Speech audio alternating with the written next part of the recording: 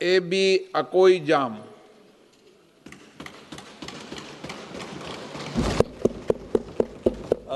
Thank you, chairpersons, for this opportunity. You know, I just wanted to remind the House that when the motion for imposition of the precedent rule was introduced after a grueling sessions on discussions on constitution, it's strange that it seems all the representatives from the state did not get a chance to speak.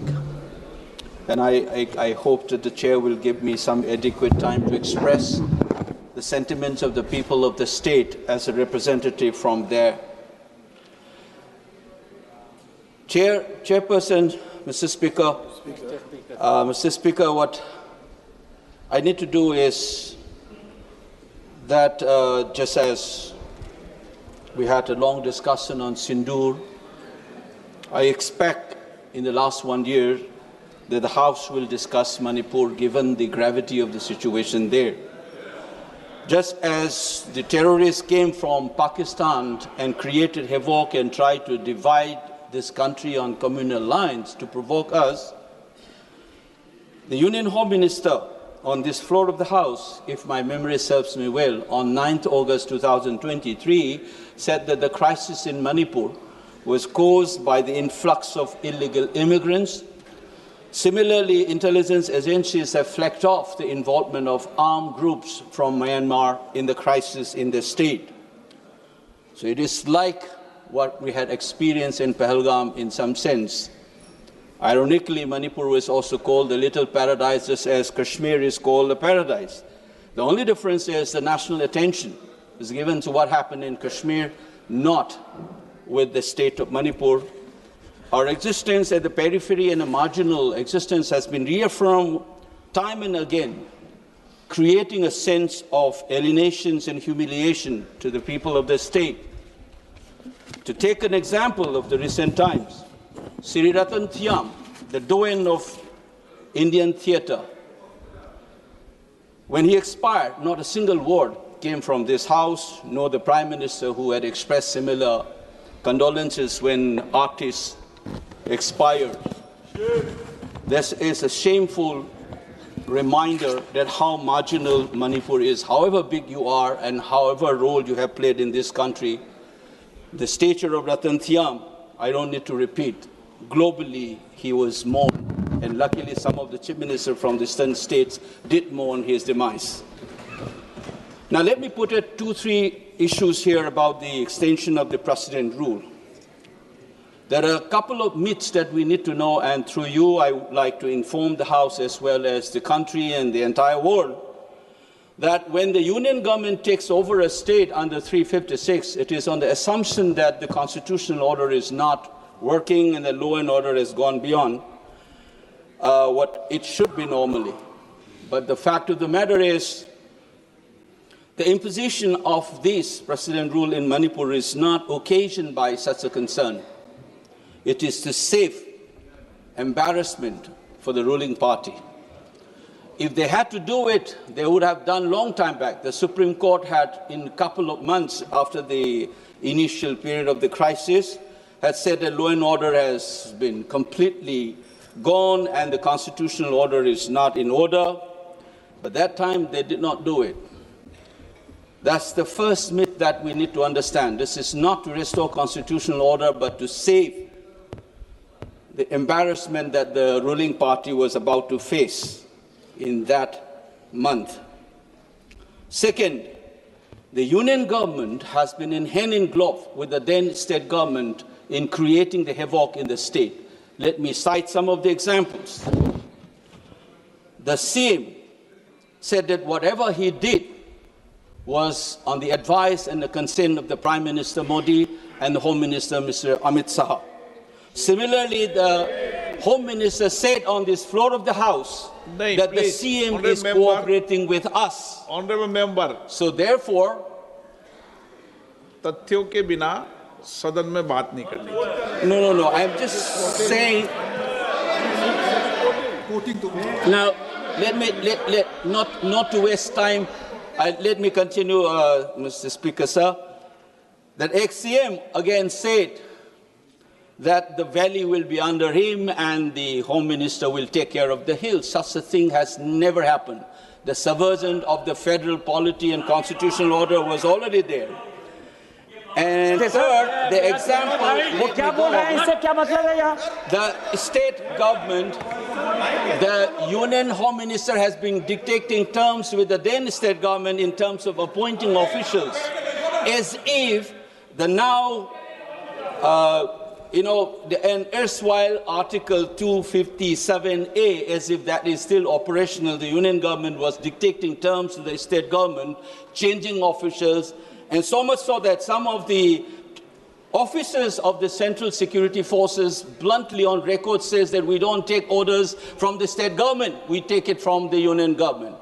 Such a subversion has happened right through the collusion between the state government and the Union government.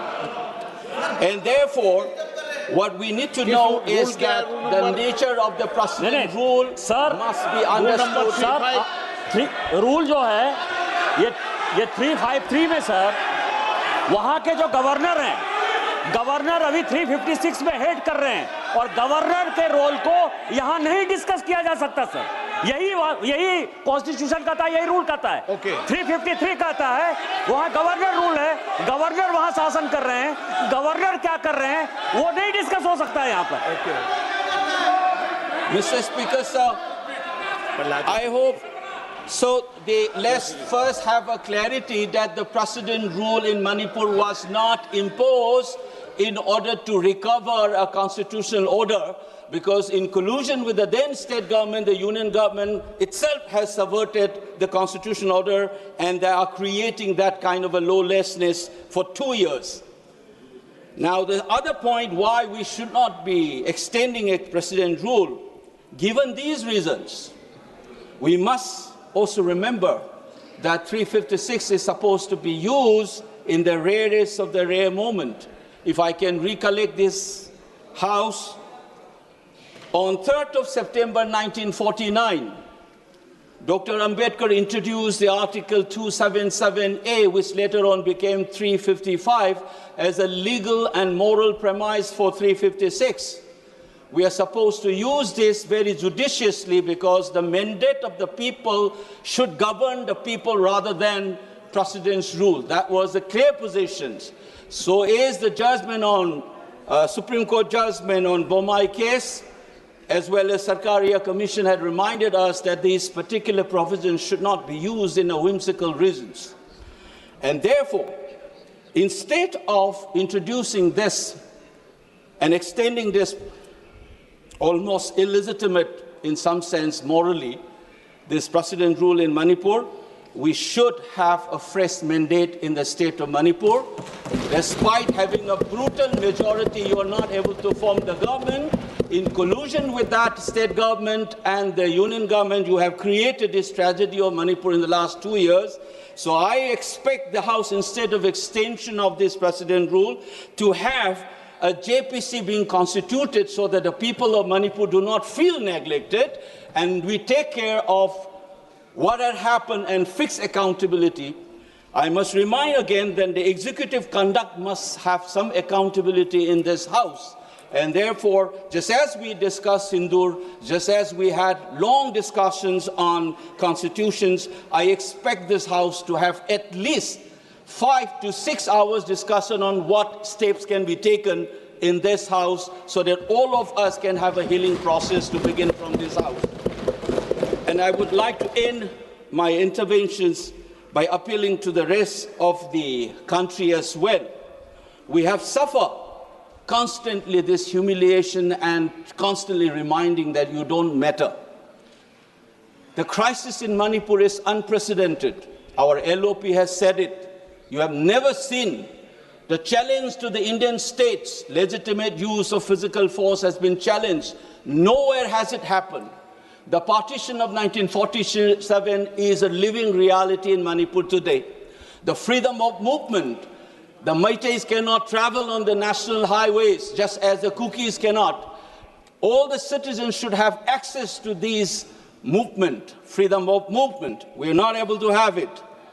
And I expect this House, therefore, to be more serious rather than reducing this kind of extension as a mere formality and ritual. The pain and suffering of the people of that state.